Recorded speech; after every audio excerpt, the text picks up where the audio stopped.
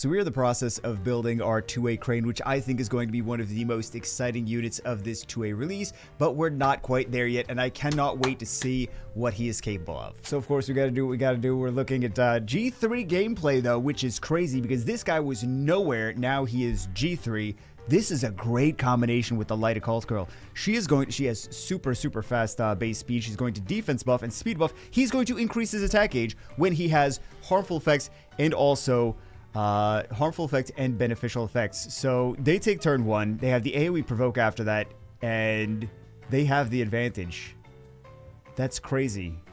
Absolutely crazy. She doesn't do attack gauge increase by herself. He does that as part of his passive when she gives him beneficial effects, and that enabled them to, that's what a crazy combination together. More G3 gameplay, and of course all occult girls. Occult girl, occult girl, occult girl. Are we gonna see another Chiwu ban?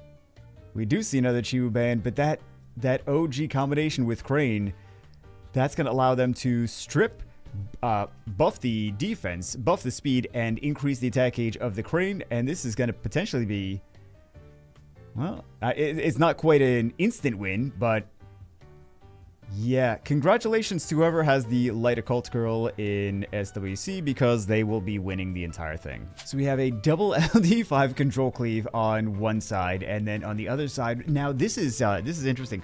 We could see the Crane. He's not even max level. We could see the Crane. He's on revenge also apparently. We could see him cut in, crumble. Increase attack gauge, and he does cut in. He gets the taunt. He's gonna kill, Zerath is gonna kill things. However, let's see. I'm sure he's gonna come back from the dead. If he didn't instantly die from Zerath, then that would have been a different story. So, Forest of Living, welcome back. And he also gets a little bit of attack gauge increase. More attack gauge increase.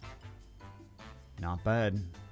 Trying to go for the Asima. Okay, gets some revenges. Gets the stunts. Now remember, he also increases his speed and defense when there are harmful and beneficial effects on him. So, Asima's done. This was actually nice that we got to see the Wind Druid in here too, because we usually don't get to see him too much anymore. Oki on the left-hand side, and they're going for the Ethna and Robo, and we see another light OG Crane combination. This is just going to be the it combo. It's going to be, if you have Laura, this is your triple S tier combo right there. Laura, an instant boost of Crane, gets the AoE provoke, and it's hard to outspeed that. 120 base speed. It is very hard to outspeed that. And you don't need to have Crane super fast to have this combination to work, because he's just going to get his attack gauge boost multiple times with his passive. So that's gonna be something frustrating. We're gonna see this in SWC for sure. Not a meme, not a gimmick. This is actually going to be something that we see being used in SWC. Now that I say that, no one's gonna use it in SWC. Contra's gonna be like, all right, Laura owners, you are forbidden from using Laura Crane in SWC. We want to make sure that we prove him wrong. There's no Laura in this match. Great. So we can see a combination of him with other things that are not Laura. There's going to be a lot of beneficial effects on him, though. But, well, a lot of beneficial effects and some harmful effects as well.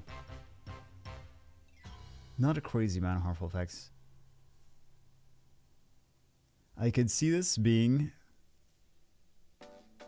I feel like this might actually get used in some inter-server arena matches, too.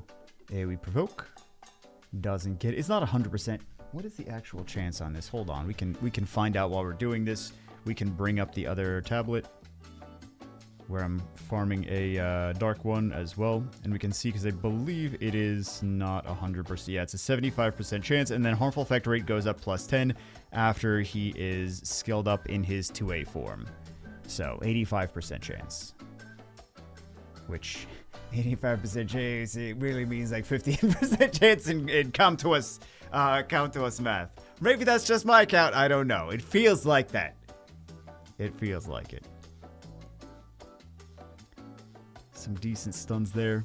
And he also does have the heals on skill 1. So he has sustain, he can also potentially solo, for example, water reuse. So, like if Water Ryu puts some attack power breaks on him, then he will increase his attack gauge. And then also he does multi-hits with his skill 1, so he's going to be pretty nice at taking that out. And he has sustain, so you don't have to worry about who's got HP at the end. And he has element advantage, which doesn't really mean anything. You know, that's not a thing. But if it was a thing, if element advantage actually was a thing in this game, then, oh, they just concede. So we see a different Occult Girl now, although we do also see some buffs, right? So they have the speed lead and they have the Dark Art Master, so he's going to get turn 1, and then Crane's going to get a turn after that and do all of the, not all of them, but some provokes. Okay, and he's got immunity, so they don't have to really worry too much about the Nana. There's a lot of revives on that team now. A lot of revives. Okay. 3 revive units. It's going to be the Oliver. Oh, no, it's not going to be the Oliver show. I'm just used to it being the Oliver show. Do you blame me?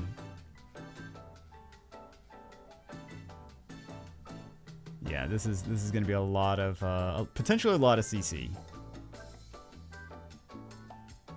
It's going to be a long, oh my god, it's going to be a long match. This is why you have to make sure you have the Wind Demon ruined up at every chance you get. Because the Wind Demon actually would have been really solid against 3 of those units here in this match.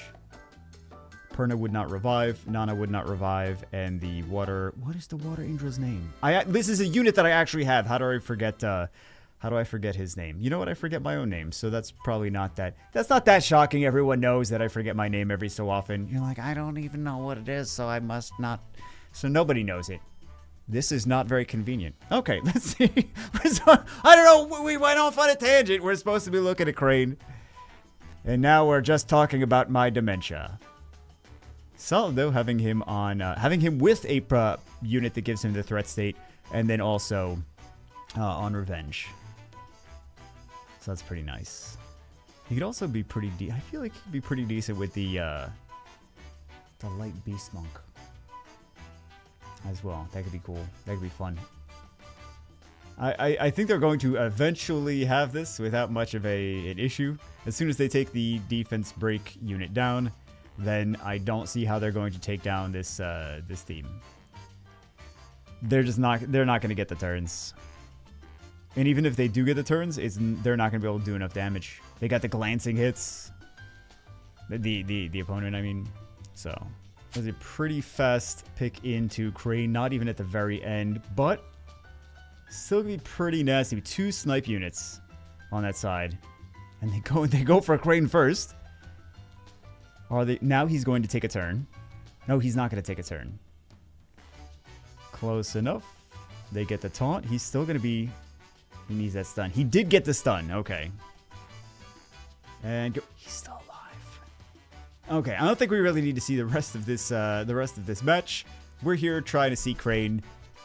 This was a decent enough counter to Crane. They had 2 single target snipe units. All right, bans out the defense breaker. He's smart. Let's see. This is the same player that we saw earlier. We didn't see him with the Dark Archangel before. But that's nice. It's a nice combo. So he's really good with some key LD5s is what we're learning. He's really good with the Dark Art Master. He's really good with the Laura. He's really good with... Did we see a Wedget match? I don't feel like we saw a Wedget match. I saw 1 or 2 people using him with the Wedget, but Wedget was getting banned out in those instances, so I didn't include the matches. But he is potentially a good... not potentially. I would venture to say he is very good with Wedget. Wedget is also a very, very strong unit in this season as well. A lot of people running Wedget on Swift. And he does not need... Again, he does not need to be speed-tuned like crazy because he is going to be taking extra attack bar regardless. So... Some nice combinations. I think that ultimately, just because he has some sustain on skill 1 and he is a fairly tanky unit, you do have to... that he could solo some things as well, which we're not really seeing just yet, but it's definitely... they're staying in the match. They're like, I don't want to lose to a Crane. that's just how it is now. Now this is a decent enough unit that it's not really bad to lose to Crane. He's strong. So we see some C3. The player on the right-hand side is close to G1, though.